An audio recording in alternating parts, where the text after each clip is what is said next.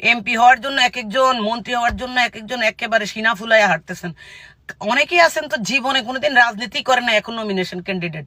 শিল্পপতিদের এখন বিস্তার ঘুটে গেছে।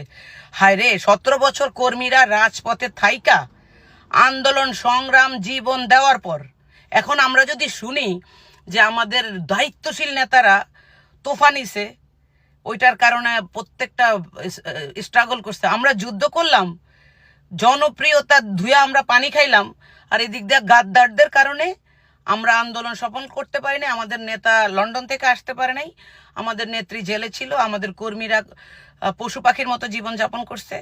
আমরা না এবার এগুলা ভুলবো না। সংসদে কোনো দুর্নীতিবাজ, হাইব্রিড, বাটপার, ওই যে তথাকথিত হাওয়া ভবনের দালাল, সিন্ডিকেট আর কি, মানে ফেব্রিকেটেড লিডার, এদেরকে না সংসদে যাওয়ার কোনো সুযোগই নাই এবং দেওয়া হবে না। বাংলাদেশের বিএনপি নেতা কর্মীরা এদেরকে বয়কট করছে, জনগণ করছে, অতএব এদেরকে বাদ দিয়ে বিএনপির রাজনীতি করতে হবে।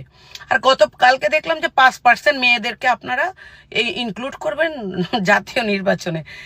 এটার জন্য সবচেয়ে আগে আমি কথা বলছিলাম।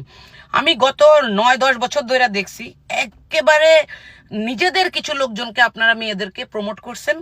আর ওই যে আমাদের আব্বাস ভাবি 11 বছর ধরে মহিলা দল চালায়। আরে ভাই, মেয়েদের কোনো এক্সপ্লোর মানে ইয়েই নাই, এক্সটেনশনই নাই। ওয়াই?